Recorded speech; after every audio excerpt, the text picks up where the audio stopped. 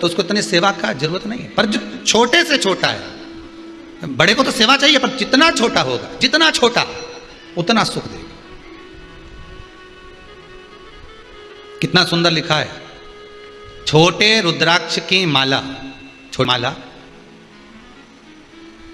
Cancer का जो मरीज होता है, अगर वो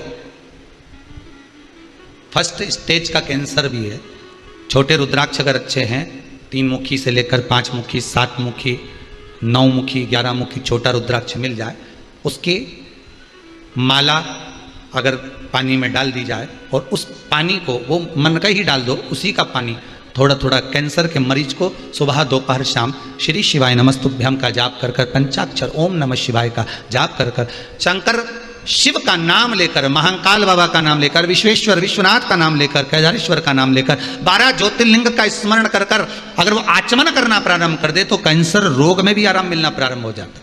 केवल आचमन ही नहीं करना है, अगर स्त्री है तो अपने उल्टे हाथ पर भी उस मनके की माला को लपेट सकती है, पुरुष है अपने राइट हैंड में उस माला को, अगर कैंसर से पीड़ित व्यक्ति है, रोग से बहुत पीड़ित व्यक्ति, उसको बल मिलता है, उसको पावर मिलता है, उसको एक एनर्जी, उसको एक तेज मिलता है रोग से लड़ने का।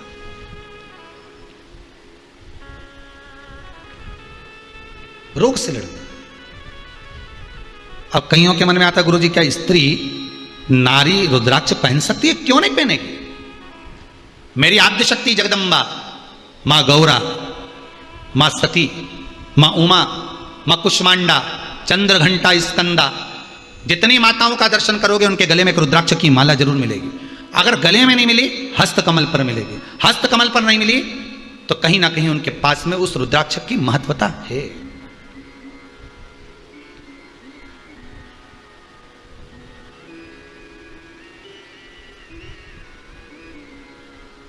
बस एक अंतर है, तुलसी की माला हम पहनते हैं तो उसमें मन के कितने होते हैं? जन के बोलिए जरा। 108।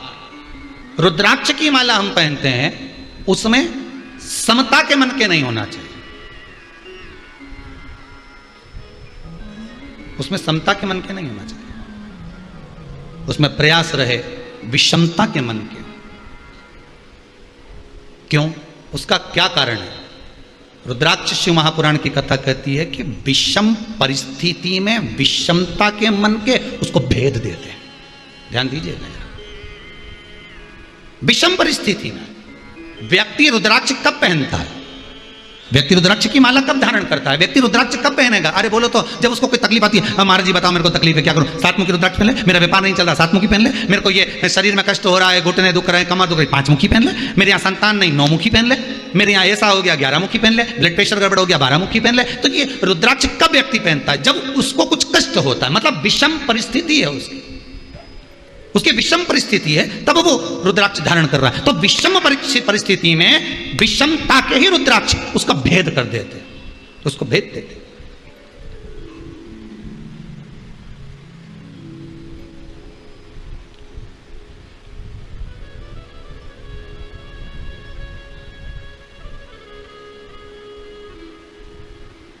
बस समता और विषमता में एक अंतर और देख लीजिए। चक्रव्यूह किसको घेरा था? जम के बोलो। अभिमन्यु। कौन गया था अंदर? अभिमन्यु। प्राण छूट रहे हैं, भीष्म पितामह की आंख से आंसू बह रहे हैं,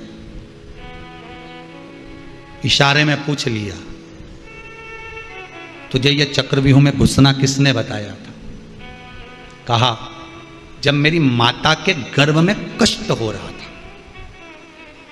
मेरी माता के उदर में कष्ट हो रहा था, ना मेरी माता को नींद आ रही थी, ना मुझे आ रही थी, मेरे पिता चक्रव्यूह की रचना बता रहे थे।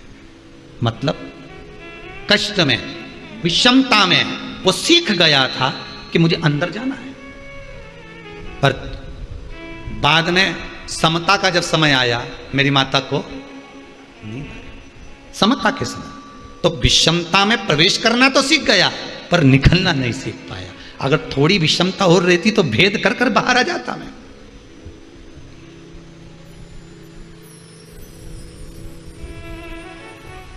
भेद कर कर मैं बाहर आता। हमारे यहां पर 3 रोटी खाओ तो घर की माताएं कहती थोड़ा आधा टुकड़ा और लेना पड़ेगा, 3 तिगाड़ा काम बिगाड़, लो जरा इतना सा टुकड़ा और लो। अच्छा, रसगुल्ला खाते समय तो नहीं बोलती कि तुमने 3 खाया, एक और लो। या सुनार की दुकान पर 3 आइटम लिए हों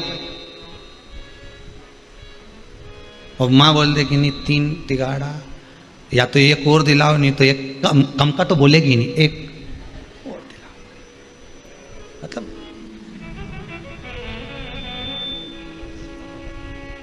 शंकर जी के जितने काम है वो जल की जो पात्र रखा रहता है जलाधारी, वो भी 3 पाए, ब्रह्मा विष्णु महेश। ठीक है, ऊपर जो जलाधारी बंदी है उसमें चेन भी 3, त्रिशूल 3, बेलपत्र, नयन, त्रिपुंड, त्रिलोकी का नाथ।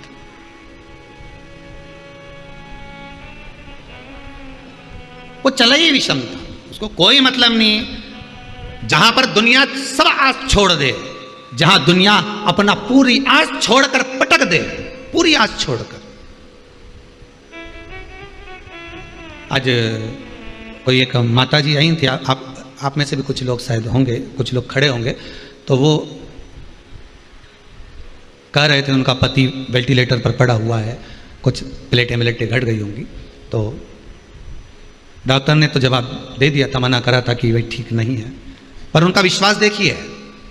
उस व्यक्ति की पत्नी शिव महापुराण की कथा सुनती थी, आज ही का चरित्र है, और शायद कुछ विभाग में अच्छी पोस्ट पर उनका पत्नी ने कहा बस मैं हॉस्पिटल से मुझे एक बार जाना है कुबेरेश्वर धाम, फिर जो होगा देखा जाएगा। आप में से कोई खड़ा होगा तो उसको मालूम होगा कि वो शब्द थे उनके कि हम 1 किलोमीटर दूर ही रह गए थे और डॉक्टर ने फोन कर कर कहा कि अब अच्छे होने की आस बढ़ गई है। मतलब वो त्रिगुणाकार है, वो त्रिकालदर्शी है, वो त्रिलोकी का नाथ है, वो कैलाशी, वो अविनाशी है। विषम परिस्थिति में विषमता में रहने वाला ही काट सकता है, समता में नहीं। डनलप के गद्दे पे सोने वाले को कह दो कि रात्रि को तुम्हें चौकीदारी करना है, करेगा? अरे बोलो तो सही। पर कांटों पे सोने वालों को कह दो कि आओ यार नींद भी तो नहीं आ रही, जग लूंगा, कर लूंगा, ठीक है। विषम परिस्थिति में रह रहा था तो कर लूंगा।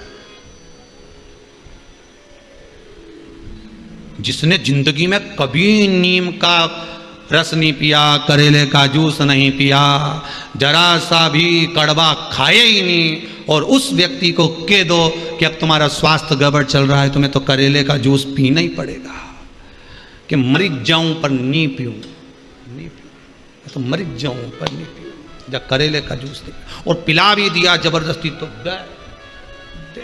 नहीं पीऊं, मर जाऊं पर नहीं पीऊं। शिव पुराण की कथा कहती है। इसलिए ये जो समय चक्र है ना, ये मनुष्य का जो समय चक्र चलता है ना, ये दोनों चीज दिखाता है, सुख भी दिखाता है, दुख भी दिखाता है। सम परिस्थिति भी दिखाएगा तो विषम परिस्थिति भी दिखाएगा, वो विषमता भी दिखाएगा कि विषमता में हमें जीना कैसे है। पहले खूब रसगुल्ला खा लिया, पेड़ा खा लिया, बेन क्या गए राखी मनवाने के लिए तो 2-2, 4-4 सोन पापड़ी भी खा गए। अब तो क्या शुगर हो गई, अब कुछ नमकीन हो तो दे दो। नमकीन तो है पर तला हुआ मत दो, ब्लड प्रेशर है, वो भी नहीं चाहिए। अब पहले तो खूब खाया, मतलब सुख का जो समय था, समता का जो समय था, उसमें भोग तो बहुत करा। अब विषम परिस्थिति आई है तो उसमें थोड़ा सा निर्वाह करना सीखो, मत खाओ थोड़ा सा मीठा।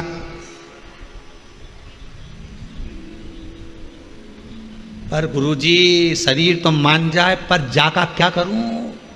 ये 2 तोला की है नी, टर टर करे, बस ये जो 2 तोला की दी है नी, बस इसी 2 तोला का स्वाद है, बाकी का किसी चीज का स्वाद नहीं है। बस यहीं तक का। इतनी देर में तो क्या जोरदार दही बड़ा बना, पर कड़ला ज्यादा हो गया जी बात। मतलब स्वाद भी लेते जा रही है तो ये 2 तोला की हिलती भी जा रही है, कड़ला ज्यादा हो गया। गुलाब जामुन तो अच्छी बनी पर अंदर अंदर गुठली रह गई, ऊपर से काली काली गायब हो गई, सफेद सफेद रह गई। स्वाद। बोल मेरी जीवा हरि हरि, 10 भोजन पान करे और राम नाम में मरी मरी। बोल मेरी जीवा, अभी भी नहीं बोली हरि हरि कि मरी मरी। बोल मेरी जीवा हरि हरि। ये 2 तोला की गड़बड़ कर जाती, बस ये जब हिलती है नहीं तो क्या कर जाए कोई भरोसा नहीं। सारे डिपार्टमेंट भगवान ने दो दिया, हाथ दो ने, पांव दो ने, नेत्र दो, नासिका के छिद्र दो ने, श्रवण शक्ति दो ने, इसके एक बनाया। भगवान के भी मालूम था ये गजब कर जाएगी ना, पूरे मोहल्ला में आग लगा जाएगी। एक ही बनाओ बस, ज्यादा नहीं बनाना इसको, ये बहुत गड़बड़ करती है। भगवान ने बनाया तो बनाया, 3 जगह से बांध दिया। जीवान को कांच में उठाकर देखना, नीचे से कसी हुई है, ज्यादा मत बोलना। तो भी बोली तो क्या 32 सैनिक लगा दो, 32 दांत लगा दिए। कि फिर भी बोले तो क्या फाटक लगा दो, होठ लगा दिए, तो भी चुप नहीं रहे। और बोलने का मौका आ जाए तो कहते खाया बिना रह जाऊं, पर बोला बिना नहीं, फिर भी बोले।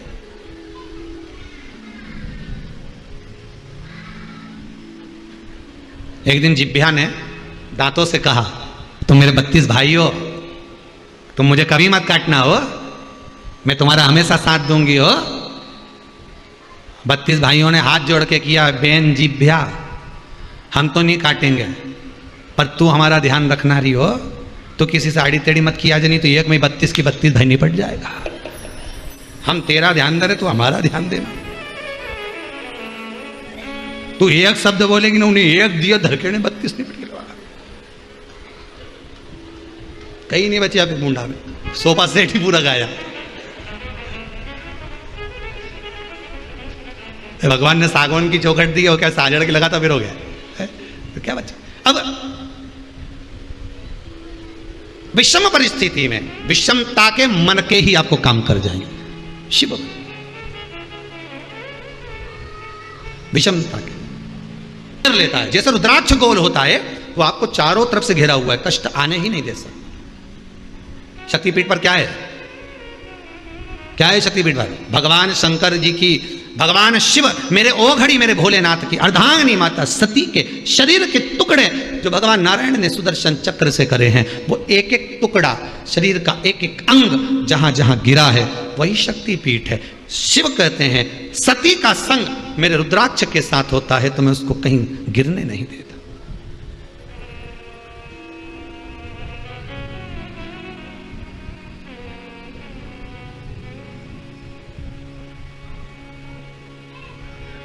मैं उसको कहीं गिरने नहीं देता।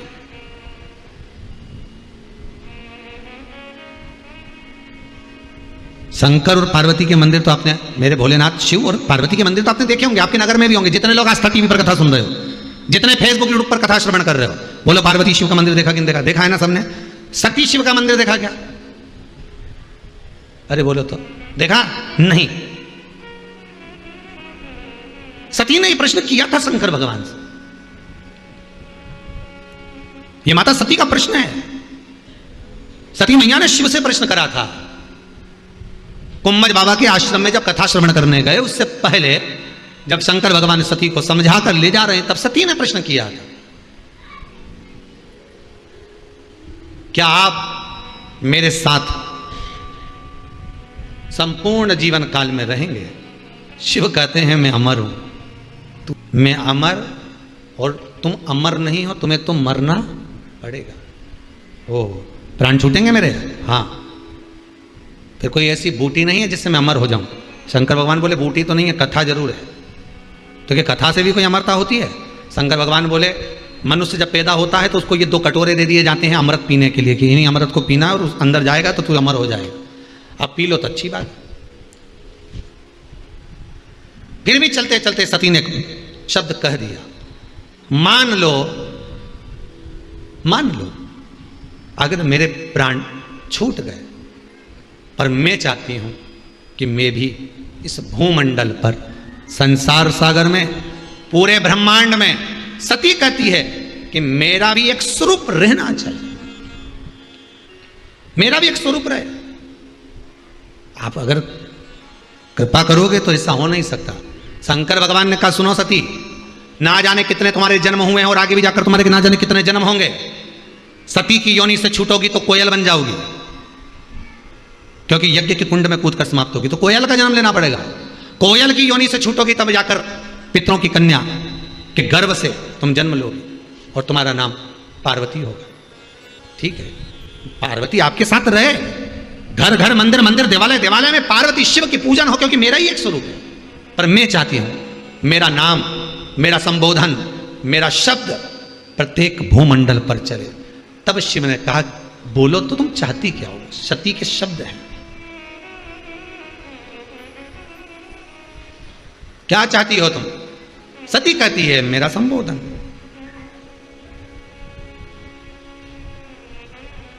व्यक्ति क्या चाहता है, उसका नाम, संबोधन। शिव जी ने वर दे दिया, सती चलो मेरे साथ कुंभज ऋषि की आश्रम कथा सुनने के लिए। मैं तुम्हें वर देता हूं सती, मृत्यु लोक में भूमंडल पर जितनी नारियां, कन्याएं, स्त्रियां जन्म लेगी, उसमें एक अंश सती तुम्हारे सातित्व का रहेगा। नारी में एक अंश तुम्हारे सातित्व का रहेगा।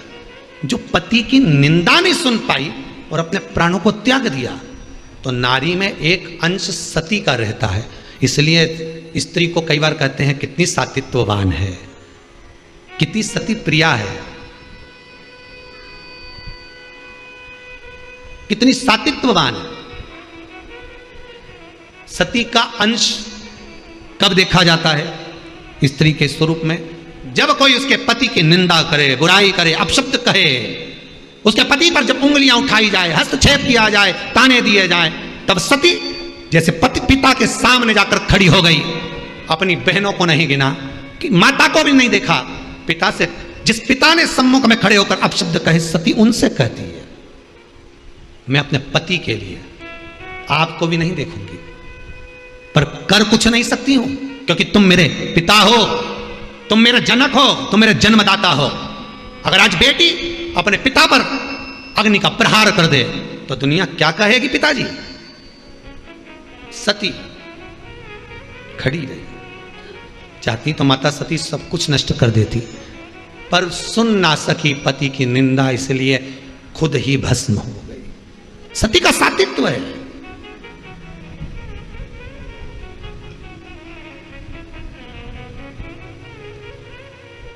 उसको सती कहा जाता है। अब तो ये प्रथा बंद हो गई, पर पहले एक प्रथा चलती थी, आप लोगों को मालूम होगा। पति के प्राण छूटे, पत्नी लाल चुंदड़ी ओढ़कर गोदी में शीश रख बैठ जाती थी, दादी रानी सती। दादी रानी सती, ऐसी ना जाने कितनी सतियों का व्याख्यान। तो कहा इनमें सात्विकता कहां से आती थी। वो सती कि सात्विकता कहां से प्रकट हो जाती थी। शंकर खुद वर दिए हैं स्त्री को, नारी को। स्त्री को वर है शंकर भगवान का। अर्ध नारेश्वर शंकर है, अर्ध नारेश्वर, आधा उनका भाग स्त्री का है। शिव ने स्वयं वर दिया स्त्री को। स्त्री को वर देते समय शंकर ने कहा था कि सात्विकता का भाव नारी में रहेगा। नारी अगर चाहे तो किसी की सामर्थ्यता नहीं कि निगाह उठाकर देख ले, कब वो सती अपने असली स्वरूप में प्रकट हो जाए। कब?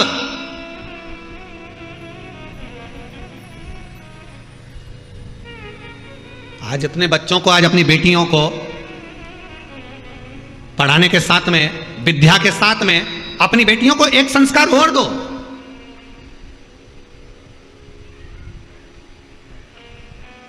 कि वस्त्र श्रेष्ठ पहने। और अगर वस्त्र श्रेष्ठ पहने हैं और फिर किसी ने अगर ठिठोली करी है, फिर किसी ने अगर उंगली उठाई है, किसी ने अपशब्द कहा है, तो उसका जवाब कोई दूसरा नहीं देगा। उसका जवाब आपको सती बनकर देना पड़ेगा। सती का मतलब यह नहीं कि भस्म होकर, भीतर से रोकर, अपने आप को तोड़कर, नहीं। सती ने संवाद करा है, दक्ष प्रजापति के सम्मुख में खड़ी हुई है सती। सामर्थ्यता किसकी है? जो आपको निगाह उठाकर देख ले। सामर्थ्य कोई वाक्य कह दे, सामर्थ्यता किसकी? किसकी सामर्थ्य? आप में वो बल होना चाहिए, सात्विकता का। शिव कह रहे हैं तो सती मेरा वर है तेरे लिए, मेरा वर है सती तेरे को, और मैं तुझे वर देता हूं। तू चाहती है ना तेरे का अंश रहेगा नारियों में, रुद्राक्ष शिव महापुराण की कथा चल रही है भाई, एक एक संबोधन को बड़े ध्यान से सुनना। ऐसी रुद्राक्ष शिव महापुराण की कथा सुनने को मिली ना मिली वो पता नहीं, परंतु जीवन को संवार देगी ये रुद्राक्ष शिव महापुराण कथा। जैसे व्रत शिव महापुराण की कथा गई, उससे पहले अन्य कथाओं को अपन ने श्रवण करा, वैसे ही ये रुद्राक्ष शिव महापुराण की कथा, ऐसे ऐसे तत्व इसमें छुपे हुए हैं, उसको निकालना है रुद्राक्ष के माध्यम से। उन तत्वों को निकालना है हमको।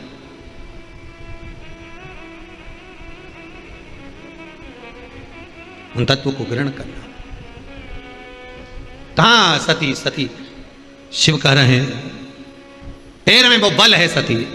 मृत्यु लोक में जो स्त्री, मृत्यु लोक में जो कन्या, मृत्यु लोक में जो नारी, मृत्यु लोक में जो स्त्री जाएगी, उसको तेरा एक अंश दिया जाएगा, तेरा एक अंश दिया। और मेरा इस भारत की भूमि की सभी माताओं को, सभी बहनों को, सभी बेटियों को, सभी जीजियों को मैं हाथ जोड़कर निवेदन करूं, आप में वो बल छुपा है। किसी की सामर्थ्यता नहीं कि कोई आप पर दृष्टि डाल दे, किसी की सामर्थ्यता नहीं कि कोई आप पर उंगली उठा दे। बस आप सती का भाव अपने भीतर रखिए, सतीत्वता अपने भीतर रखिए।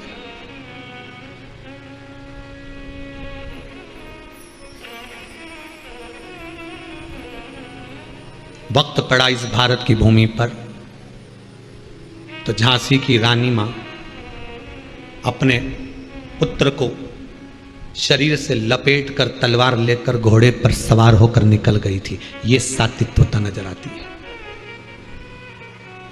माता अहिल्या पूरे इंदौरी में, पूरे मालवा क्षेत्र स्वयं खड़ी थी। वक्त पड़ा, दुर्गावती ने भी साथ दिया। वक्त ये सती का सात्विकता का भाव दर्शाया, सात्विकता का भाव सम्मुख में आया। विषम परिस्थिति में भी नारी आपका साथ देवे तो समझ लेना कि ये सात्वित्ववान है। विषम परिस्थिति में भी स्त्री आपका साथ देवे, समझ लेना सात्वित्ववान है।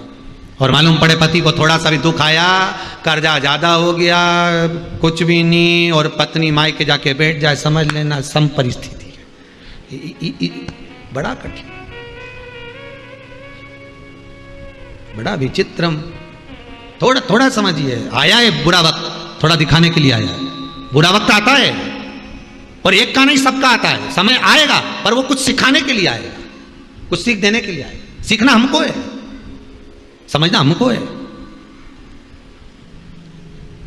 पिछली कथा का याद कर लो, अपनों में छुपे गिरों को पहचानना और गिरों में छुपे अपनों को पहचानने के लिए बुरा वक्त आता है। हमें अपनों को, अपनों में छुपे और गेरों में छुपे अपनों को पहचानना है कि बुरे वक्त में ही दिखाई देंगे ये अपने हैं कि नहीं है, ये पराए है कि नहीं। रुद्राक्ष शिव महापुराण की कथा कर रही है। छोटे से छोटा रुद्राक्ष फल देता है और वो फल आनंदित देता है। यशोदा मैया जिस अश्रु के बल पर बेटी के घर में पुत्र लेकर आ जाती हैं, फिर कहूंगा रोने वाला पूर्व में रोया हुआ व्यक्ति ही ये रोए हुए व्यक्ति को चुप करा सकता है, क्योंकि मन की दशा को जानता है। शंकर भगवान के नयन का अश्रु है रुद्राक्ष, इसलिए रुद्राक्ष आपके गले में है, कंठ पर है, हस्त कमल में है, तो वो रोने तो नहीं देगा। बस विश्वास हो और असली हो। रुद्राक्ष असली भी होना चाहिए, उसकी भी एक परीक्षा होती है रुद्राक्ष की, कि रुद्राक्ष असली कैसा होता है। कोई कितना ही आई मार्क लगा कर दे दे, पर उसकी भी एक परीक्षा होती है रुद्राक्ष। पर परीक्षा में पास भी होना चाहिए। तुम्हारी भी एक आधा परीक्षा होना चाहिए। इतने साल से शिव पुराण सुन रही है, शंकर की हुई कि नहीं हुई, देखे तो एक आधा परीक्षा हो सकता है। कभी कोई एक आध कथा परीक्षा पे ही बाज दें अपन, अपने कहीं भरोसा है। शिव पुराण है तो परीक्षा तो कितनी दी। परीक्षा ली माता सती ने, परीक्षा दी माता पार्वती ने, माता उमा ने परीक्षा दी है। एक आध कथा कहीं परीक्षा पर भी हो सकती है आने वाले समय में, कोई भरोसा नहीं हो। राम जी की परीक्षा ली गई थी, लक्ष्मण जी की परीक्षा ली गई थी 14 वर्ष राम भैया के साथ वन जाकर। उर्मिला जी की परीक्षा ली गई थी, माता जानकी की परीक्षा ली गई थी। राम जी की परीक्षा बार बार ली, एक धोबी की वार्ता सुनकर। भगवान कृष्ण की परीक्षा ली, इतना परीक्षा लिया। अब रुद्राक्ष शिव पुराण कह रही है कि अश्रु वही पोछेगा जो अश्रु में भींगा हुआ, और शंकर रुद्र है। रुदन भी शिव है। और वही रुद्राक्ष गले में जब धारण होता है, वही रुद्राक्ष जब शरीर पर आता है तो वो भी विषम परिस्थिति से अश्रु को पोंछ देता है। वही रुद्राक्ष उसका केवल एक, हम तो यहां तक कहेंगे 14 मुखी रुद्राक्ष, एक मुखी से लेकर 14 मुखी रुद्राक्ष के मंत्र भी दिए हैं। अगर गले में आप रुद्राक्ष नहीं भी पहन सकते तो उन मंत्र का भी जाप कर सकते हो। कई लोग कहते हैं एक मुखी रुद्राक्ष होगा तब फल मिलेगा। नहीं नहीं, एक मुखी रुद्राक्ष का मंत्र ही जब लो फल मिल जाना चालू हो जाएगा। जितना एक मुखी रुद्राक्ष फल देगा उतना एक मुखी रुद्राक्ष का मंत्र फल देगा। पर जपना, उसको स्मरण करना, उसका स्मरण करना चाहिए। आगे कथा में उसको कल लेंगे, पहुंचेंगे जहां तक। रुद्राक्ष शिव महापुराण की कथा बड़े भाव से, आनंद से, सुंदर आनंद के साथ चल रही है। बहुत छोटा है, एक बड़ा मन का भी होता है इतना बड़ा, पर शिव पुराण कहती है मन का तो इतना बड़ा भी होता है, उससे भी छोटा। जितना रुद्राक्ष छोटा होता है उतना ज्यादा फल देता है। क्यों? क्योंकि छोटे रुद्राक्ष को सेवा की जरूरत नहीं पड़ती। बहुत ध्यान देना। अब अपनी भाषा से समझ लो, उसको अपने हृदय से समझो। छोटा बच्चा है, बहुत छोटा, उसको कुछ भी पहना दो। लड़के को भले तुमने लड़की का कपड़ा पहना दिया, कुछ बोलेगा नहीं? रोता रोता बोलता हो कि नहीं मैं तो नहीं पहनूंगा हूं। इतना सा बच्चा बोले नहीं पहन, बोलेगा नहीं। थोड़ी देर आपने उसको दूध पिला दिया, कुछ खिला दिया, पटक दिया पलने के अंदर, पड़ा हुआ है, खेल रहा है, फिर उसको भूख लगेगी तभी रोएगा। जितना छोटा होता, छोटे बच्चे को इतनी सेवा की जरूरत नहीं पड़ती। जब वो बड़ा होते चले जाता है और माँ कहे ले ये चड्डा पहन, नहीं पहनूंगा, मेरे को जीन्स चाहिए। पहन रहा है कि नहीं पहन रहा? नहीं पहन, फिर मैं तेरे को लेके नहीं जाऊंगी नाना के घर, मत जाना, मैं तो नहीं पहन। ले ये पहन ले, नहीं मैं। फिर बच्चा खुद अलमारी खोल लेता है, कपड़े निकाल लेता है, खुद पहनना चाहता है, फिर वो पहनता भी खुद के पसंद के। अब मम्मी भोजन करा रही, पहले तो दूध पिला देती थी, बड़ा रहता था, उसकी चॉइस भी नहीं थी, पूछती भी नहीं थी कि तू खाएगा कि पिएगा, बस दूध पिला दिया, पटक दिया। आज के ज़माने में ले मैंने रोटी बनाई है, मूंग की दाल बनाई है, गिलकी की सब्जी बनाई है, नहीं खाऊंगा। क्यों? मीन चाउमीन क्यों नहीं बनाई? अब मैं नहीं खाऊंगा, वो बगरा हुआ बना, बगरा हुआ बोलते हैं, बगरा बोलते हैं, हाँ जो भी बोलते हैं, भगर मगर क्या बोलते हैं, ये क्यों नहीं बनाया? फिर ये क्यों नहीं बनाया? फिर ये पिज़्ज़ा क्यों नहीं बनाया? तो ये वस्तु क्यों नहीं बनाई? वो वस्तु क्यों नहीं? अब उसकी चॉइस चालू हो गई। इतना समय है उसका केवल चुनने में निकल जा रहा है, केवल चुनने। कितना समय निकल। और बड़ा हुआ, फिर कॉलेज चुना, कौन से कॉलेज में पढ़ना, और बड़ा हुआ, फिर नौकरी चुनी, और बड़ा हुआ, फिर कन्या चुनी। उसके बाद कुछ चुनने के लायक नहीं बचा, चुनौतियां सामने खड़ी हो गई, फिर कुछ नहीं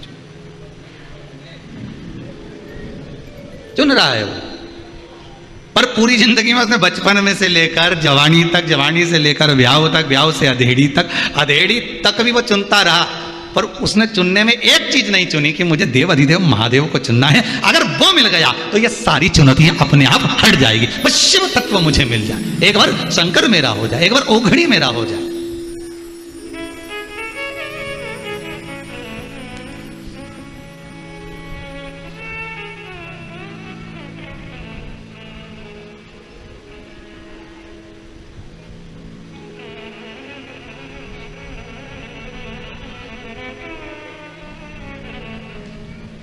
चुनौतियां खड़ी है सामने, पर शिव तत्व अगर हमारे पास में है, शंकर हमारे पास में, तो रुद्राक्ष जितना छोटे से छोटा होगा, जितना छोटा होगा बच्चा, जितना छोटा होगा उसको उतनी सेवा की जरूरत कम पड़ेगी। बस ये है, छोटा होता है तो संभालना ज्यादा पड़ता है। बोलो सही है कि गलत है? छोटा है तो उसको संभालना पड़ेगा।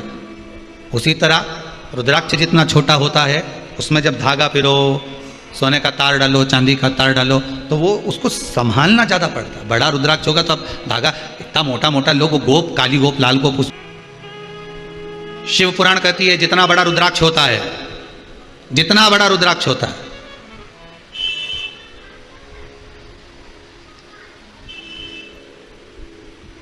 कल हम प्रयास करेंगे। एक भगत ने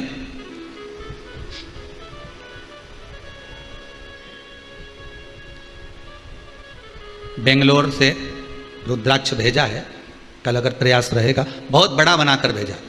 शायद इतना बड़ा रुद्राक्ष का दर्शन आप करें कि ना करें पता नहीं, पर प्रयास करेंगे आस्था चैनल के माध्यम से उस रुद्राक्ष का हम आपको दर्शन कराएंगे। एक बड़ा सा रुद्राक्ष उसने पेंडल बनाकर भेजा है भक्त ने कि गुरुदेव धारण करें।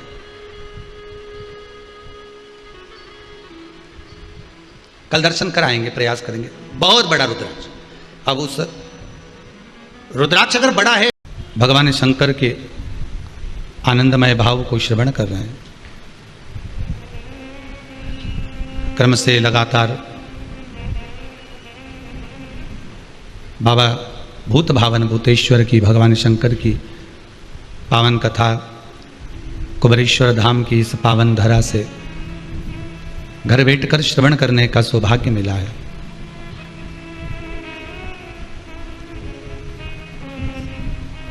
ये जो कथा चल रही है इसका नाम रुद्राक्ष शिव महापुराण की कथा रखी है।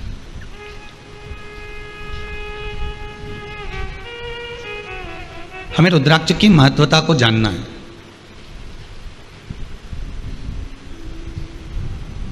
रुद्राक्ष नाम की हमें मूलता को स्मरण करना है। और ध्यान दीजिएगा, इस रुद्राक्ष की महत्वता क्या है, इस रुद्राक्ष का आनंद क्या है, हमें उसे पहचानना। मैं बहुत बहुत साधुवाद देता हूँ स्वर्गीय श्री नारायण दास जी गांधी, स्वर्गीय श्रीमती मोहनी बाई जी, स्वर्गीय श्री श्रृंगारी देवी जी, स्वर्गीय श्री रमेश चंद जी टावरी जी की स्मृति में श्री घनश्याम दास जी उषा जी गांधी, खामगांव महाराष्ट्र से आप हैं। खामगांव महाराष्ट्र से इस पावन शंकर की कथा का अनुमोदन करने का एक आनंद प्राप्त हो रहा है।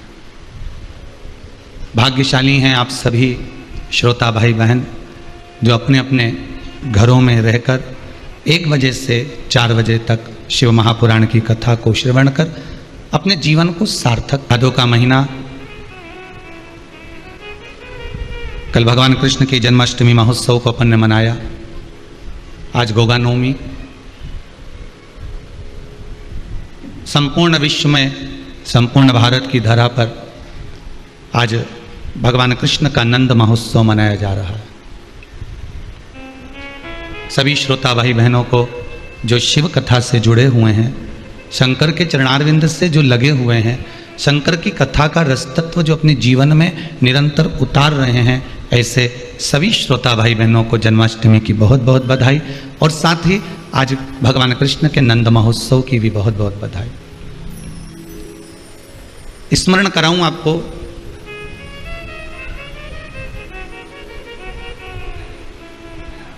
मेरी मैया यशोदा जी की गोद में जब लाला पधारे,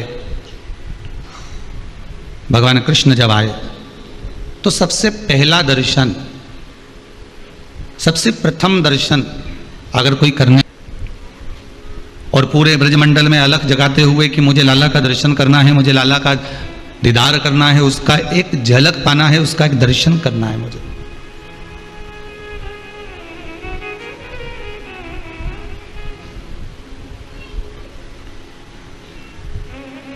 पूरे ब्रजमंडल की धरा पर घूमते घूमते घूमते घूमते जब यशोदा मैया के दरवाजे पर पहुंचे, और यशोदा मैया के दरवाजे पर भी जब लाला का दर्शन नहीं हुआ, तब यमुना जी के घाट पर बैठकर अलख जगाने बैठ गए।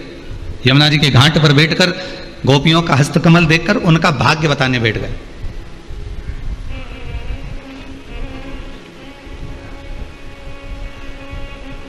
अच्छा, इतने सारे देवता सब छोड़कर केवल देवाधिदेव महादेव ही भगवान का दर्शन करने क्यों पधारे? ब्रह्मा जी को भी आना था, इंद्रदेव को भी आना था, वरुण गरुण सारे देवी देवता जितने भी हैं, सारे देव जितने भी हैं, सबको कम से कम पहुंचना तो था। पर कोई ना जाकर केवल अगर पहुंचे हैं तो भगवान शिव ही पहुंचे, केवल भगवान शंकर। क्यों? क्योंकि ये भगवान कृष्ण यदि यशोदा मैया की गोद में पहुंच रहे हैं तो ये श्रावणी पूर्णिमा के पुण्य से पहुंच रहे हैं।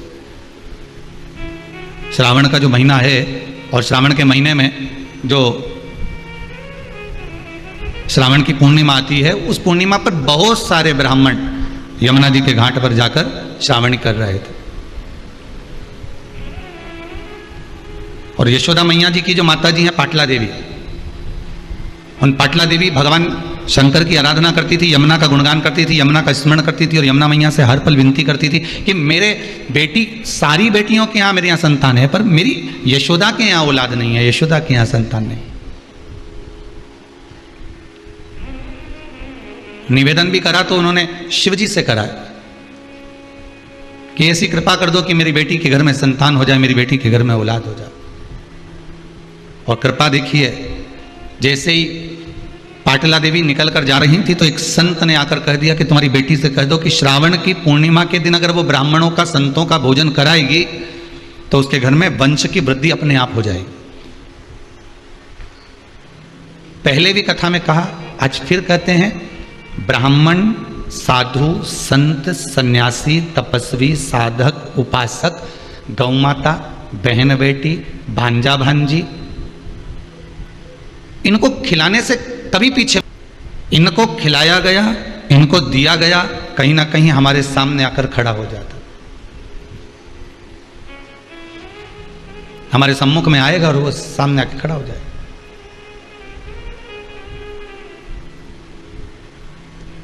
हमारा तो निवेदन रहा है इस व्यासपीठ से, आज फिर करते हैं,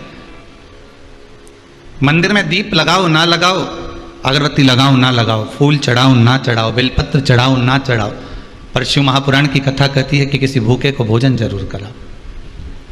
अगर आपने किसी भूखे को भोजन करा दिया है, किसी को पानी पिला दिया है, किसी का आचमन करा दिया है, किसी को कुछ पवा दिया है, तो उसका पुण्य क्षीण नहीं होगा। वो पुण्य आपके खाते में हमेशा रहेगा, हर पल, हर घड़ी, हर क्षण आपके खाते में रहने वाला।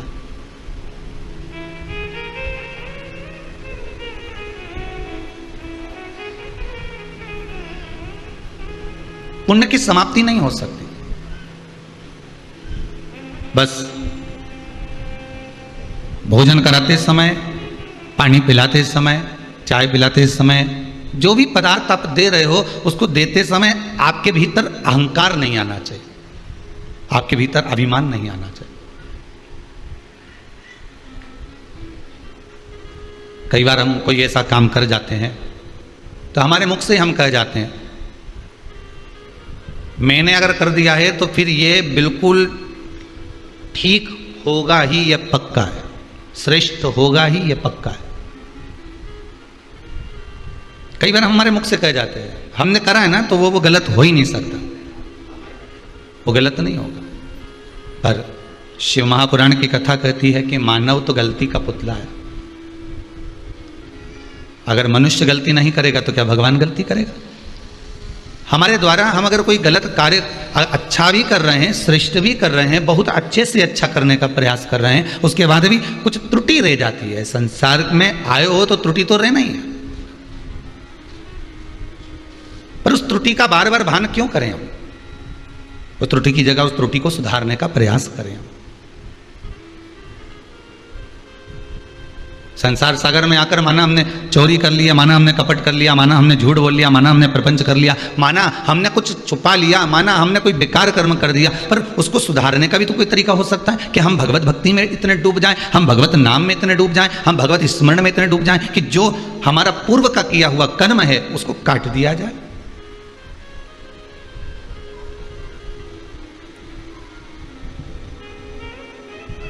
ये जो रुद्राक्ष का पौधा उत्पन्न हुआ शंकर भगवान के नयन के अश्रु से, तो किसी व्यक्ति के नयन में अश्रु ऐसे ही आ सकते हैं क्या? ऐसे ही आंसू आ जाएंगे अपने आप? आप बैठे हो और आंख में से आंसू टपकना चालू हो जाएंगे अपने आप ही? अरे या तो ऐसे टपकेंगे भी ना तो कोई हवा लग गई होगी, किसी का टल्ला लग गया होगा, कुछ सामान लग गया होगा, कोई वस्त्र लग गया होगा, तो आंसू गिर जाए तो बात दूसरी, आंखों से पानी आ जाए तो बात दूसरी। या हो आंसू आने का दो कारण, एक तो बहुत खुशी हो तो हृदय प्रफुल्लित होकर भी आंखों में अश्रु आ जाता है, और अगर हृदय में दुख हो तो भी आंसू आ जाता है, तो भी नैनों से जल बह जाता है। हम इतने बार कथा को सुने, हर बार हमने कथा में सुना कि माता पार्वती के नयन अश्रु से बेलपत्री का पौधा उत्पन्न हुआ। बोलो सही है कि गलत है? आपने सुना ना कथा, शिव महापुराण में भी लिखा हुआ, लिंग पुराण में भी वर्णन है, स्कंद पुराण में भी वर्णन है कि पार्वती जी के नयन अश्रु से, माँ जगत जननी के नयन अश्रु से बेलपत्री का पौधा हुआ, और शंकर भगवान के नयन अश्रु से रुद्राक्ष का पौधा हुआ। तो अब ये विचार करा जाए कि शंकर भगवान को ऐसी कौन सी विपदा पड़ गई थी, शंकर भगवान को ऐसी कौन सी प्रसन्नता मिल गई थी, शंकर भगवान को क्या प्राप्त हो गया था जो शंकर भगवान के नयनों से अश्रु गिरा।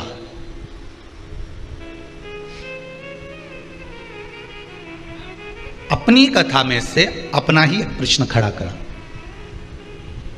आप भी कभी कभी अपने मन में एक प्रश्न खड़ा कर, आपके मन में आया कि नहीं आया वो हमें नहीं मालूम, कि शंकर भगवान, अपने तो कथा में सुन लिया कि नयन अश्रु गिरा और रुद्राक्ष का पौधा हुआ, पर प्रश्न यह खड़ा होता है कि नयन अश्रु गिरा क्यों?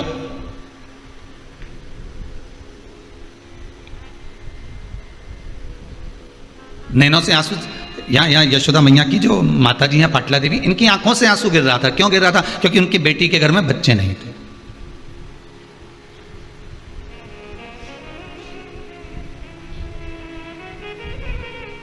मंदिर में आकर, गुरु के दरवाजे पर जाकर, जिससे बहुत विश्वास जोड़कर बैठे हो, उस परमात्मा के चरणों में जाकर व्यक्ति रोना नहीं चाहता तो भी उसकी आंखों से अश्रु निकल जाते। हमने इस कुबेरेश्वर धाम में भी कईयों को देखा है, वो बोल ही नहीं पाते और उनके मुख से कोई शब्द नहीं निकलता, पर आंसू सब कह जाते हैं, अश्रु सब बोल जाते हैं कि क्या कहना चाहते हो, क्या कहना चाह रहे हो। आपके नैनों के अश्रु बोल जाते हैं।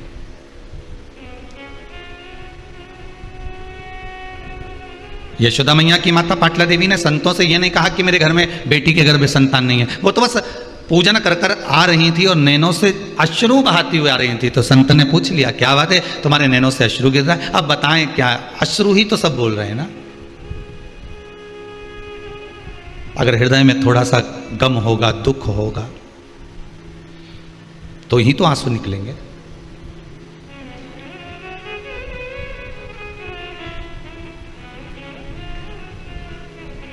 संत बोले, अगर नैनों में अश्रु है तो अपने परिवारजन को, अपने कुटुंबजन को, अपने हितैषियों को क्यों नहीं बोलते कि आपको तकलीफ है, आपको अश्रु आ रहे हैं। पाटला देवी ने एक बात, माता यशोदा की माता जी ने एक बात बहुत सुंदर कही है, संसार वाले तो आंसू देखकर पोंछ तो देंगे, मना नहीं है, पर जाते जाते कोई शब्द एक ऐसा और कहकर चले जाएंगे, फिर आंसू निकलना प्रारंभ हो जाए। तुम तो नदी के किनारे पर खड़े थे, तुम तो तालाब के किनारे पर खड़े हो, नदी के किनारे पर खड़े हो, आप तो कुआं और बावड़ी के पास में खड़े हो। दूसरा कोई आपको धक्का दे ना दे, दूसरा आपको कहीं पीछे से धकेले ना धकेले, पर यह पक्का है कि कोई अपने को अगर मालूम पड़ गया कि ये कुएं की पाल पर है, ये नदी के घाट पर है, ये सरयू आदि आदि की जितनी भी नदी तालाब सरोवर के घाट पर है, तो ये पक्का है कि कोई अपना आकर धक्का जरूर दे जाए।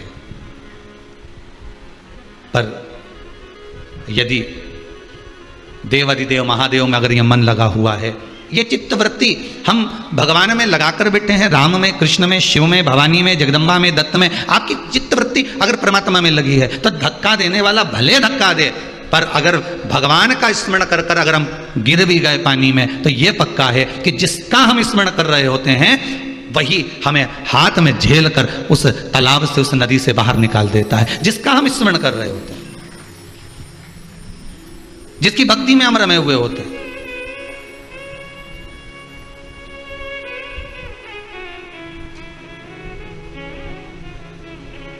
महाराज वो कहते ना, ले ले हरि का नाम नहीं, यही एक तरने का उपाय है, यही है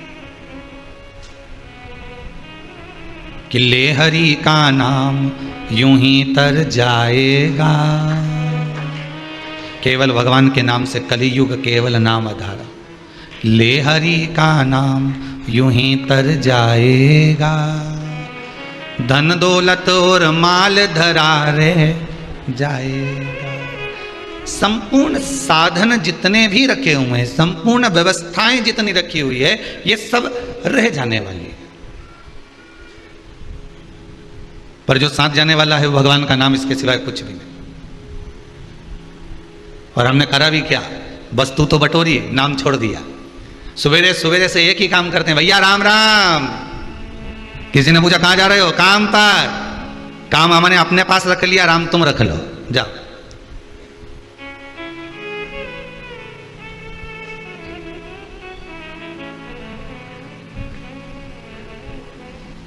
और अगर आप कभी आपने भी प्रयास करा होगा, कोई कोई व्यक्ति जो भगवान की कथा नहीं सुनता, जो भगवान के मंदिर नहीं जाता, जो देवालय नहीं जाता, जो धर्म सत्कर्म नहीं करता, कभी कभी आपने भी प्रयास करा होगा उसको बोलने का, क्यों मंदिर नहीं जाती, एक वजह से कथा आ रही है, रुद्राक्ष शिव महापुराण की कथा चल रही है, सुनो कथा को, मंदिर नहीं गई तू, जाओ तीर्थ जाओ, दर्शन करो, भजन करो, कीर्तन करो, नाम जाप करो। वो उल्टा आपको ज्ञान देना चालू कर देगा, अरे क्या करो, पूरा लॉकडाउन बैठ के यही तो करा था। अब अभी तो दुकानें खुली हैं तो थोड़ा सा कमा लें, और मालूम पड़े तीसरी लहर और आ गई, वैसे तो बाबा देवाधिदेव महादेव संभालेगा, वो तो सब उसके हाथ में है। फिर अगर कहीं कुछ हो गया तो इसलिए अभी कमाने का मौका मिला है, कमा लें, हम इसको एकाग्रित कर लें, हम कमा लें, मना नहीं है, खूब कमाओ, डट के कमाओ। हम तो देवाधिदेव महादेव से, कुबेरेश्वर महादेव से, भंडारी से यही कहेंगे कि बाबा अगर इनको एक देते हो तो इनको दो दो, खूब दो, कमी मत रखो, पर देने के साथ में इनका मन थोड़ा सा बड़ा करते चले जाना। क्योंकि बिल्डिंग जैसे जैसे बनती चली जाती है, मकान बंगला गाड़ी जैसे जैसे बढ़ते चले जाता है, वैसे वैसे व्यक्ति का दिल मन थोड़ा कंजूसड़ा होते चले जाता है, थोड़ा चित्तवृत्ति थोड़ी कम होती चली जाती। 8-10 फैक्ट्रियां चल रही है, ओ हो 4-6 पेट्रोल पंप है, बहुत बढ़िया। कजन कितनी तो हमने कॉलोनी काट ली, बहुत बढ़िया। इतनी गाड़ियां हैं, एक एक बहू की अलग, बेटा की अलग, ओ बहुत बढ़िया। सेठ भी अलग अलग हैं, हीरा का अलग, कुंदन का अलग, इसका अलग, उसका अलग। हमने कहा बहुत जोरदार। अब उनसे पूछा जाए कि आपने इतना सब कुछ करा, अपने जीवन काल में आपने भगवान का भजन कितना करा, आपने शिव महापुराण की कथा कितनी करवाई, अपने जनमानस के लिए, संसार के लोगों के लिए कोई प्याऊ खुलवाया, संसार के लोगों के लिए कोई मंदिर बनवाया, संसार के लोगों के लिए कोई बाग बगीचा बनवाया, संसार के लोगों के लिए कोई बिलपत्री का पौधा लगाया, संसार के लोगों के लिए कोई शमी का पौधा लगाया, संसार के लिए तुमने किया क्या? ये तो करा तुमने अपनी पत्नी के लिए, ये तो किया तुमने अपने बच्चों के लिए, ये तो किया तुमने अपने परिवार के लिए, अपने कुटुंब के लिए, अपने लिए करा, संसार के लिए क्या करा? कथा, इन कथाओं की लाइन में, कथा में पहले कहा था, व्यक्ति नहीं बनना हमको, केवल हमको व्यक्तित्ववान बनना।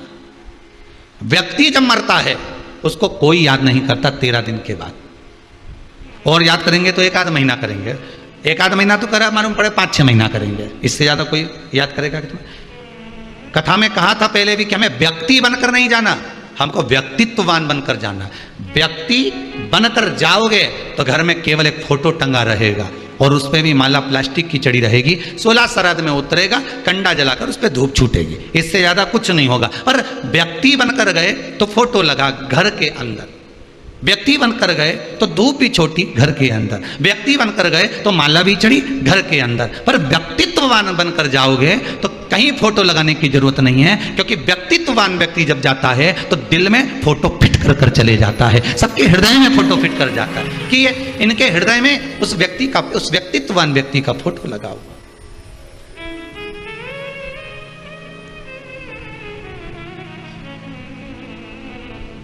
मैं धन्यवाद दूंगा श्री घनश्याम दास जी, श्रीमती उषा जी गांधी, कामगांव महाराष्ट्र को, कि धन का सही उपयोग यही है और मन का भी सही उपयोग यही है। और जितने पूर्वजों के आपने नाम लिखे हैं, मैं तो कहूंगा ये उन्हीं का आशीर्वाद है, उन पूर्वजों का ही, जो आप खामगांवों से ऑनलाइन शिव महापुराण की कथा को करवा रहे हो, महाराष्ट्र से। जैसे उदर तृप्ति के लिए भोजन जरूरी है, आत्मा की तृप्ति के लिए शिव महापुराण बहुत जरूरी है। अभी इस रुद्राक्ष शिव महापुराण के पहले जो शिवपुराण हुई थी वो व्रत शिवपुराण हुई थी। कई माताओं ने इतने मैसेज भेजे हैं, कई ने व्हाट्सएप पर, कोई ने काय पर लिख लिख कर भेजा, हमें पूजन का विधान मालूम पड़ गया, हमें उद्यापन क्या होता है यही नहीं मालूम था। हम तो सोचे थे कि व्रत को समाप्त कर दो, उद्यापन का महत्व यही है। व्रत की पूर्ण आहुति कर दो, उद्यापन का मतलब यही है। हम तो ये सोचते थे कि कोई अनुष्ठान पूरा हुआ तो उद्यापन कर देना, पर मालूम यह पड़ा कि उद्यापन करने के बाद उस वस्तु पर सील, उस व्रत पर, उस उपवास पर सील ठप्पा लग जाता है कि अब ये तुम्हारा हो गया। हमको ये नहीं मालूम था कि ये व्रत अब हमारा हो गया, हम तो उद्यापन कर देते थे।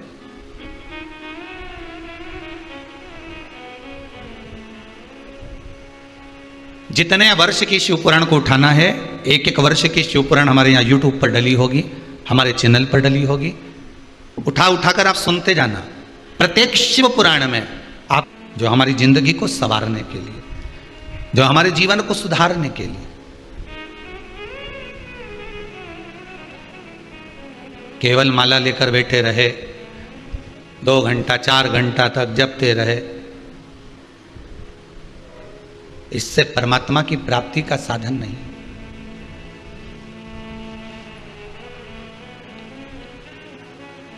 आज जन्माष्टमी के दूसरा दिन है, नंदोत्सव है। एक बात कहना चाहूंगा आपको, थोड़ा सा भले बुरा लगेगा पर शायद किसी को अच्छा भी लग सकता है, पर कहने में नहीं चूकूंगा। हमने देखा है माताएं, पुरुष वर्ग अपने घर घर के ठाकुर जी को लेके डलिया में जाते आते रहते हैं, आपने भी दर्शन किया होगा। घुमाओ मना नहीं है, ठाकुर आपका है, आप ठाकुर के हो, पर भगवान को, ठाकुर को जैसी रहने की आदत है राजसी ठाट में, उसको अपने घर में रखकर राजसी ठाट दीजिए। डलिया में लेकर यहाँ चले गए, वहाँ चले गए, यहाँ रख दिया, वहाँ रख दिया, तो कहते हैं हमारा पुत्र है, हमारा बेटा है, हम उसको परिवार का अंग समझते हैं, हम परिवार का एक व्यक्ति समझते हैं। हम मना नहीं करेंगे, आप समझो। फिर परिवार के व्यक्ति के लिए जैसे व्यवस्था करते हो वैसा करो।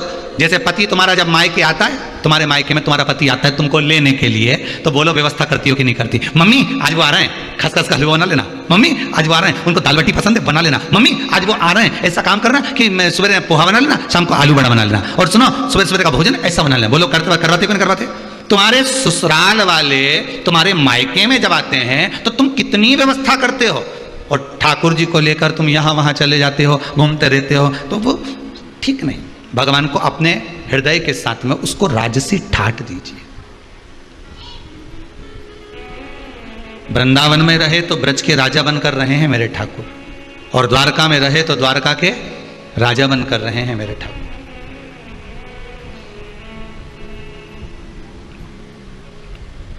अभी एक बार तो कहाँ हमने देखा था कहीं पर कि कोई माताएं तो ऐसे राधा कृष्ण थे, उनको एक हाथ में राधा को पकड़ी थी, एक हाथ में कृष्ण को पकड़ी थी, और चली जा रही, और सामान खरीदा और हाथ गाड़ी से, ठेला गाड़ी से, तो राधा कृष्ण को ठेले पे धर दिया और सामान ले लिया। सामान लिया, झोला टांग लिया एक हाथ में, मालूम पड़ा ठाकुर जी को तो ले गई, राधा जी को ठेले पे छोड़ गई। फिर याद आया उसको, फिर आई, फिर राधा जी के भी, फिर अभी तक 2 हाथ में थे, अब दोनों को एक ही हाथ में उठा लिया। श्रेष्ठता में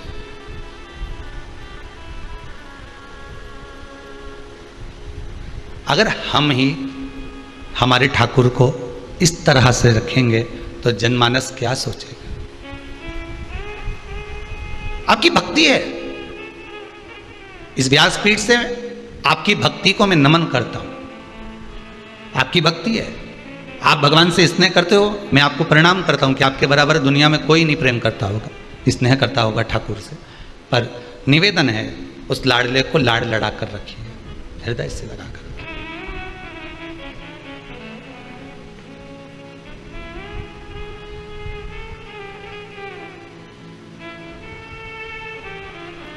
और चित्त वृत्ति में अगर वो समाया है, तो फिर क्या सोचेगा। किसी एक माता जी ने पूछा था, क्या शंकर भगवान का शिवलिंग घर में रखना जरूरी है? मेरा पति कह रहा है कि शिवलिंग नहीं रखूंगा, मैं कह रही हूं कि मैंने शिव पुराण सुनी है तो शिवलिंग घर में रखूंगी। बहू भी मेरा साथ दे रही है, बेटा भी मेरा साथ दे रहा है, पर मेरा पति मना कर रहा है। तो हमने उस माता जी से एक ही बात लिख कर भेजी कि आपसे निवेदन है कि अगर आपका पति मना कर रहा है शिवलिंग रखने को तो मत रखो। हृदय में तो शिव है ना,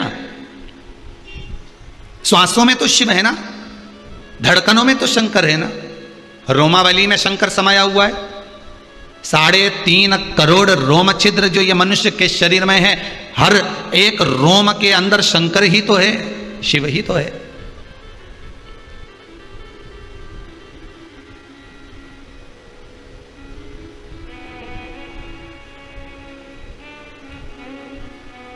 हम नर्मदा जी नहाने गए थे, वहां से शंकर जी लेके आए, इतने बड़े शंकर जी। गुरु जी बताओ कहां रखे?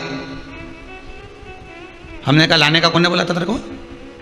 वो इतने बड़े लेके आइए तो कोई मंदिर के लिए लाई होगी ना। नहीं, वो तो सब ले जा रहे थे तो हमने कहा हम भी ले चले। अच्छा, शिव पुराण कह रही है एक छोटा मात्र एक तिल बराबर का भी अगर कंकर है तो वो शंकर है। आप उसमें तो भगवान का दर्शन करिए, आप उसमें तो भगवान का दीदार करिए।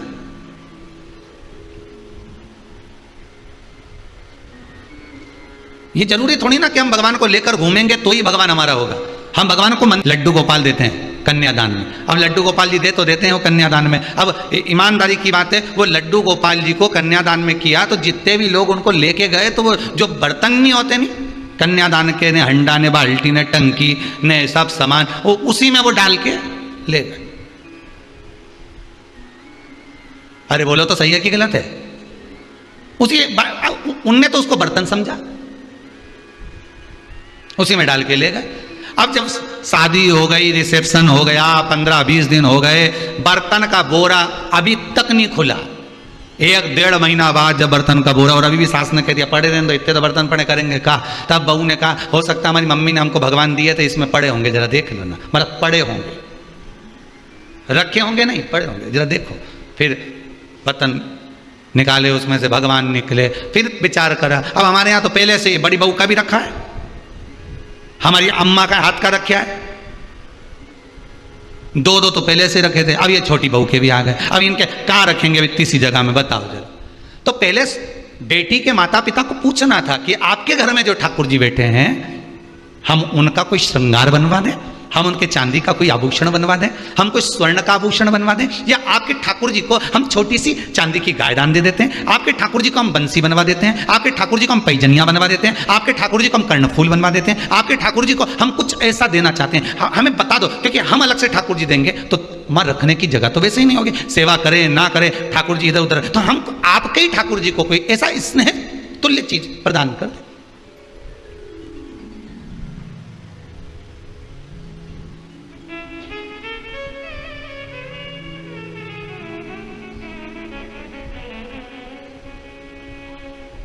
लोग वो बकरी की चाल, भेड़ चाल बोलते हैं ना, इससे चलते। पहले क्या होता था, जब बुलावा होता था किसी के यहाँ, शादी हो, मंडप हो, ब्याह हो, तो उसमें जो गिफ्ट आइटम बंटते थे ना, तो एक जैसा इन्होंने पानदान बांटा तो पानदान ही चलेगा। एक जगह की शादी में गए वहाँ पे भी पानदान मिल गया, दूसरे की शादी में गए वहाँ भी पानदान मिल गया, तीसरे की शादी में गए वहाँ भी पानदान मिल गया, चौथे के यहाँ गए वहाँ भी पानदान मिल गया। इतना पानदान घर में इकट्ठा हो गया और अभी तक पेटी में पड़ा है। कई का तो काला पड़ गया।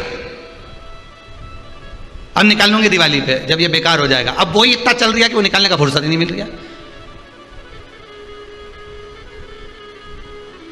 फिर चलो तो एयर टाइट डब्बा जिसमें एयर नहीं भरा, अब वो डब्बा एक के यहाँ गए उसने भी दिया, दूसरे के यहाँ गए उसने भी दिया, तीसरे के यहाँ गए उसने भी दिया। फिर चौथे नंबर पर फिर पानी की वो बॉटल जिसमें चाय गर्म रहे, तो एक के यहाँ गए तो उसने भी बुला हुए में दी। इतनी बॉटल इकट्ठी कर ली, वह पेटी के अंदर पड़ी 4-6।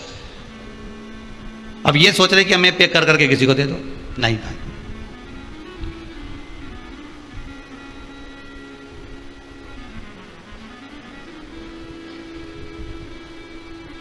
उसको जो अच्छा लगता है वो आप दीजिए। शिव महापुराण की कथा कहती है जो ईश्वर को अच्छा लगे, भगवान को जो अच्छा लगे आप उसको वो दो। भगवान को क्या अच्छा लगता है? भगवान को आपका धन अच्छा लगता है, दौलत संपदा? भगवान को आपकी प्रॉपर्टी अच्छी लगती है? नहीं। भगवान को आपका सोना चांदी हीरा पन्ना कुछ भी अच्छा नहीं लगता। भगवान कहते हैं ये तो सब मेरे चरणों की धूल है। तुम मेरे पास में आते हो, आते ही काय को? मेरे चरणारविंद की रज लेने के लिए। रज मतलब भगवान के चरणों का थोड़ी सी धूल अगर मिल जाएगी तो जीवन सार्थक। मेरे पास क्यों आए हो? मेरे पास तो अगर आए हो कुछ देना चाहते हो तो केवल मुझे दे रहे हो, तो मुझे जो प्रिय वो दीजिए। तो भगवान को प्रिय क्या है? तो कहा मुझे प्रिय है बस तेरा भजन, मुझे प्रिय है तेरा स्मरण, तेरे हृदय से तू भगवान का नाम ले ले, श्री शिवाय नमस्तुभ्यम बोल ले। बाबा कहते हैं बस मैं तेरा हो गया, तू मेरा हो गया।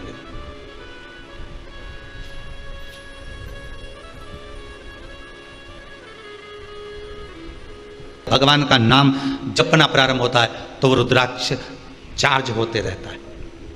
रुद्राक्ष को फिर अलग से कहीं ले जाकर सिद्ध कराने की जरूरत नहीं है, वो चार्ज होता रहता है, चार्ज होता है।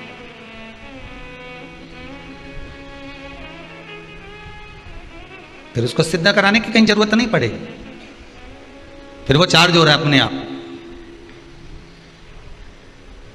अपने आप चल रहा है।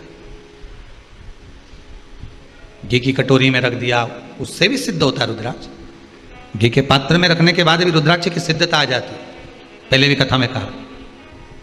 पर कथा चल रही है कि यहां यशोदा मैया जो आंख से आंसू बहाई हैं, तो संत ने आकर कह दिया कि तुम मत रो, तुम्हारे नैनों में जो जल भरा हुआ है रुकिए। शिव है, आप श्रावणी की पूर्णिमा के दिन, श्रावण की पूर्णिमा के दिन जब संत आए तो आप उनको भोजन करा दो, उसका फल मिल जाएगा। और यशोदा जी के यहाँ लिख कर भेज दिया पाटला देवी ने, और यशोदा जी ने फिर भोजन करने बुलाया। संत ब्राह्मण जब भोजन करने के लिए बैठे, और बैठने के बाद जब यशोदा जी खीर देने के लिए आई, सिर पे इतना घूंघट डला हुआ था, इतना घूंघट यशोदा मैया डाली हुई थी, हाथ में बड़े बड़ा चुड़ला पहनी हुई थी, पाँव पैजनिया कमर करदनी माता यशोदा पहनी हुई थी, सिर पर सुंदर माँ यशोदा बौर पहनी हुई थी, मुख दिख नहीं रहा था माता यशोदा का, क्योंकि घूंघट इतना था।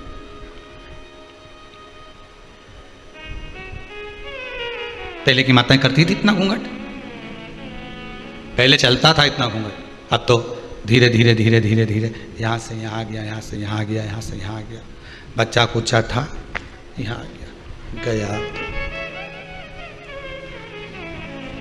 अब तो बहुएं 2 बार इतना घूंघट करती है। एक बार शादी होकर आती है तब, क्योंकि मुंह दिखाई होती है तो सोने की रकम मिलती है, और दूसरी बार बहुएं घूंघट करती है घर में जब बुढ़ा बुढ़ी मरे तब। घर में कोई बुजुर्ग जब शांत होता है, रिटर्न नहीं आ रहा है, घर में जब बुजुर्ग कोई शांत होता है तब इतना घूंघट लिया जाता, तब इतना घूंघट ले लेते। क्यों? कारण क्या है? क्योंकि आंख में से एक भी आंसू तो गिरना नहीं है, बस घूंघट रखकर नई नई डिजाइन में चिल्लाना है। डीले कम करो, नई डिजाइन में चिल्लाना। अब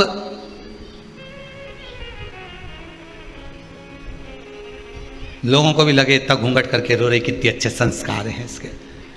परंतु मेरा कहना है, ये कहने वाले तो कहते थे, पर जब अम्मा जिंदा थी और तब आके देखती तो घूंघट यहाँ मिलता, यहाँ।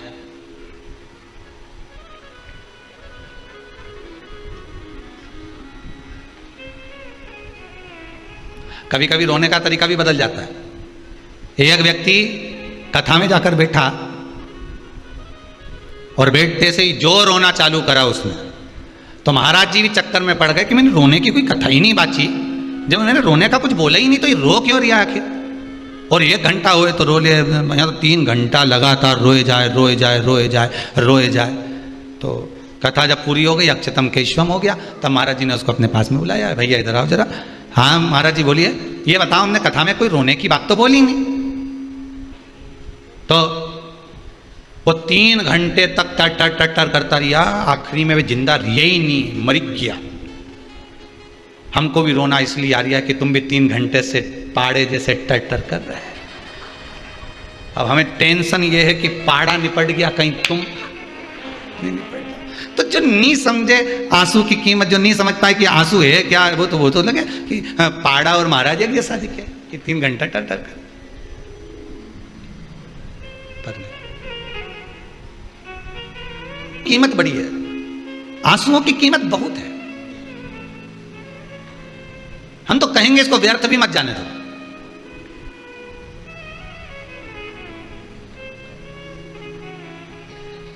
रो तो उस परमात्मा के लिए रो, संसार के मनुष्य के लिए रोना उत्तम नहीं है। रो तो उसके लिए रो जो दुनिया के लिए कुछ कर कर गया, जो स्वयं खा खा के जोड़ जोड़ के खुद का ही मर गया, उसके लिए क्या रोना। ना राम नाम लीनो तूने भरी जवान, चुल्लू भर पानी में डूब के मर जा। अब इतने बड़े शरीर को तो कुआं भर के पानी चाहिए जब मरे, या कहीं की नदी भरी हो तब मरे। इतना भी पानी नदी में हो तो भी नहीं मरे, इतना बड़ा मनुष्य कहीं मरे।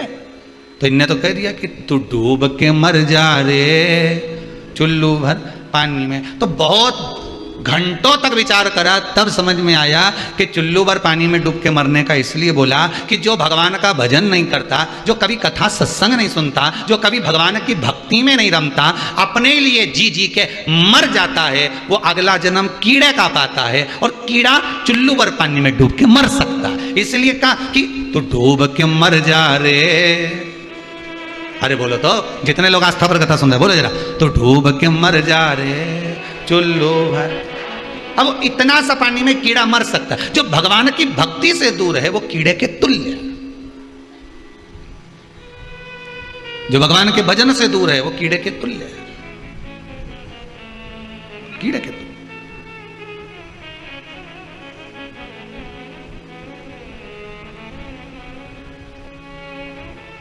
व्यक्ति भगवान के करीब में कब आता है? समय बताइए। व्यक्ति भगवान के करीब में कब आता है? जब सारी दुनिया से ठोकर खा लेता है। ये कुछ ले रहे हैं तो अपना ही तो लेकर जाना, स्वयं का। रो, किसके लिए रो? आंसू भी बताते हैं कि रोना है तो उस परमात्मा के लिए कि मुझे कब मिलेगा वो।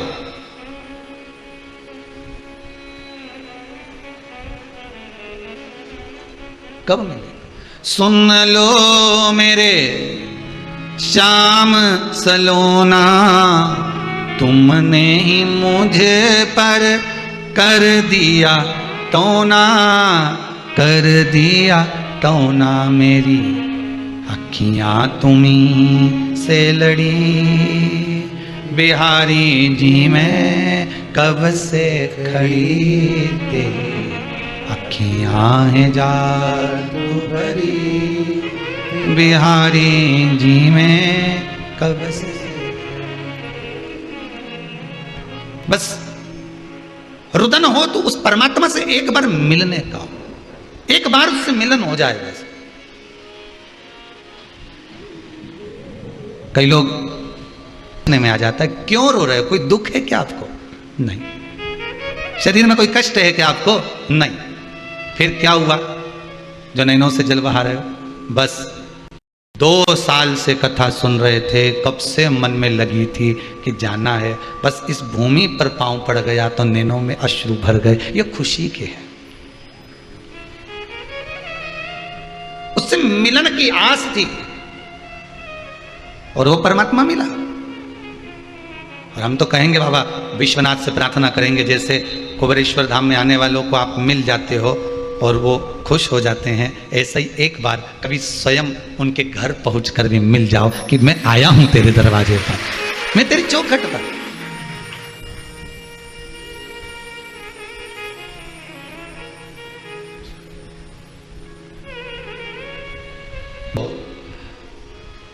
सोचेंगे कमजोर है,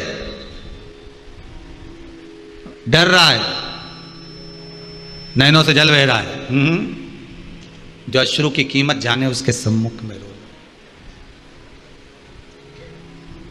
यशोदा जी रोई थी संतों के सामने, तो श्रावणी करने वाले ब्राह्मण जब भोजन करने के लिए आए, यशोदा जी इतना घूंघट कर जो भोजन परोस रही हैं, और ब्राह्मणों ने देख लिया कि ये नंद बाबा की दाढ़ी सफेद, बाल सफेद, और ये नंद बाबा के छोरे की पत्नी दिखे।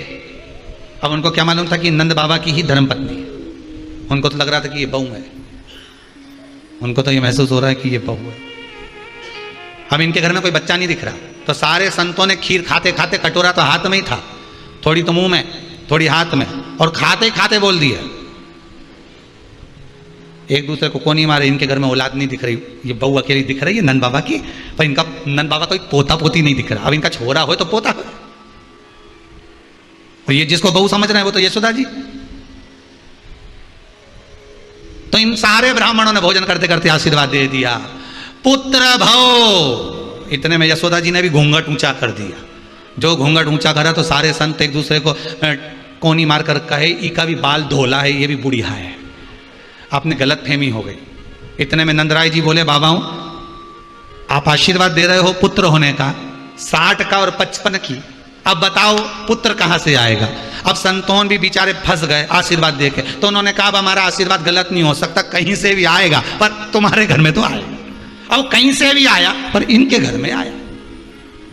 और संतों का आशीर्वाद कितना विचित्र होता है वो भी देख लीजिए। यशोदा जी के घर में हुई थी लड़की, पर कहा था पुत्र भव, तो आधी रात को चेंज भी हो गया। चमत्कार सा हो गया, लोगों हो गई बात निराली। रात ही रात में नंद बाबा की दाढ़ी हो गई काली। ना जाने किस ऋषि मुनि ने धागा हाथ लपेटा, कि नंद घर अनहोनी हो गई, बेटी हो गया बेटा। ये चमत्कार नहीं तो और क्या है?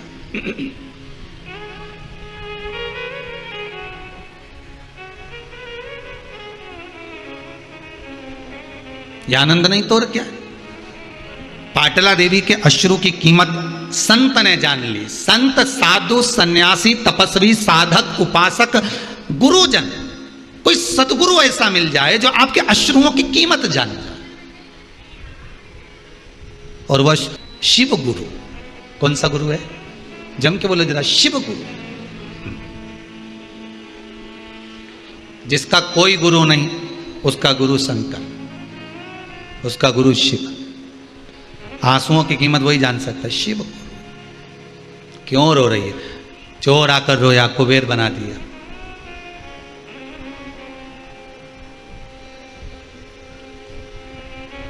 घोषमा की आंख में आंसू था, बेटा जीवित कर कर पहुंचा दिया। अश्रु देखिए। ब्राह्मण रोए दूषण नाम के राक्षस के लिए, महाकाल प्रकट हो गए। चंद्रदेव रोए अपनी काया के लिए। आंसू बहाने वाला आंसू पहुंच सकता है। शंकर ने अगर एक अश्रु बहाया है और उससे अगर रुद्राक्ष का पौधा उत्पन्न हुआ है और उस पौधे से अगर रुद्राक्ष उत्पन्न हुआ है, तो हम लोगों से कहते हैं कि भगवान शंकर के नयन के अश्रु से उत्पन्न हुआ रुद्राक्ष का पौधा, रुद्राक्ष का वृक्ष, उस रुद्राक्ष के वृक्ष से उत्पन्न हुआ रुद्राक्ष। अर्थात शंकर तो खुद आकर तो तुम्हारा आंसू नहीं पोंछेगा, पर इतना जरूर विश्वास रखना, आंसू पोंछता कौन है? जो आंसू बहा चुका होता है, जिसने हृदय से छुआ होता है। वो कहते हैं ना, दिल की गाथा दिल वाला ही जाने, हृदय की गाथा हृदय वाला ही जानता। जिसके हृदय को ठेस पहुंची होगी, दूसरे के हृदय को ठेस पहुंचने वाले की वाणी को वो समझ जाएगा, जान जाएगा। शंकर भगवान को कितनी हृदय में ठेस पहुंची होगी वो भी देख लीजिए जरा। उमा चली गई। सती, जिसको ले जाकर भगवान शंकर ने कुंभज बाबा की यहां कथा सुनवाई, वो सती मैया अपने पिता के घर में प्राणों को त्याग दिया। विचार करिए कितना दुख होगा। सग्गा ससुर अपमान कर रहा है, कितना दुख होगा, जरा विचार करिए। जिसका हृदय भीतर से रोया होगा वही सामने के रोने वाले के आंसू पोंछ सकेगा। शंकर जी के नैन अश्रु से उत्पन्न हुआ है रुद्राक्ष का पौधा, रुद्राक्ष के पौधे पर उत्पन्न हुआ है रुद्राक्ष। रुद्राक्ष अगर आपने धारण कर कर रखा है तो क्या वो आपको रोने देगा? जम के बोलिए जरा, रोने देगा? नहीं, क्योंकि रोने वाला जो पूर्व में रो चुका है, जिसकी अश्रु गिरे हैं, वो ही पहुंच सकता है आपके आंसुओं, आपके आंसुओं को वही पहुंच सकता है।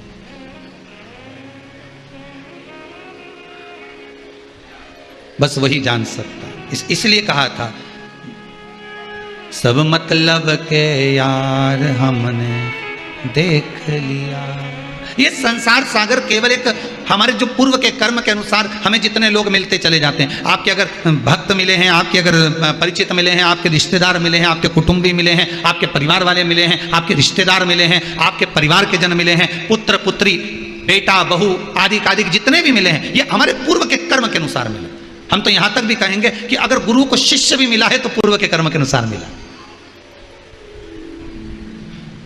कोई चेला तो ऐसा होता है जो गुरु जी की सेवा में तत्पर लगा रहता है, और कोई चेला ऐसा होता है जो गुरु जी से भी कुछ कमाने के लिए निकला पड़ा होता है। अगर गुरु को चेले भी मिले हैं ना, तो वो भी पूर्व के कर्म के अनुसार मिले, वो भी पूर्व का कर्म।